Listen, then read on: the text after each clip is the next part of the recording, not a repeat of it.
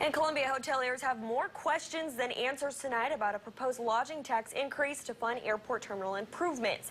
Representatives of the Columbia Hospitality Association said today it will not endorse a 1% tax increase unless the city presents a financial plan to operate the terminal. ABC 17's Sarah Massler-Donar has been following this issue closely and has talked with city leaders and now hoteliers. Sarah, the city and hoteliers clash on their view of the airport's economic value.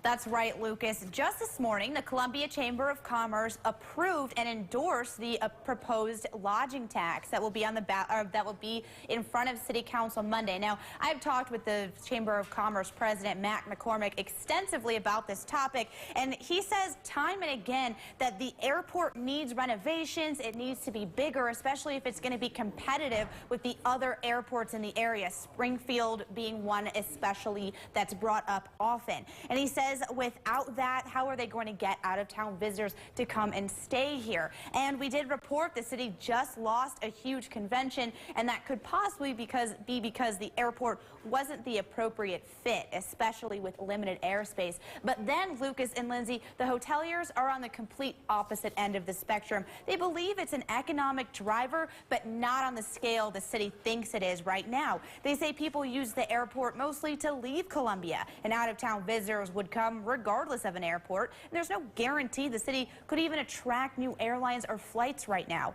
And then the hoteliers today had that other concern you mentioned, Lucas and Lindsay. They say the city has not provided data or research to explain how it will spend the money now and in the future. They say there's no operating business plan.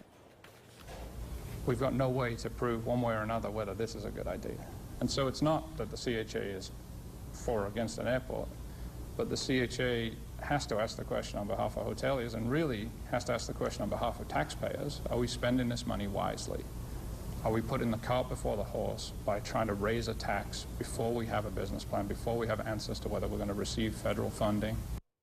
Today, hoteliers said that the city told them that about 20% of the travelers come from Jefferson City to the airport. So they did raise a question today, well, why isn't Jefferson City being asked to pay for some of these renovations? And so then the hoteliers today said that they don't have those answers and that the city is keeping them in the dark. Reporting live here in the newsroom, Sarah Massler-Donar, ABC 17 News.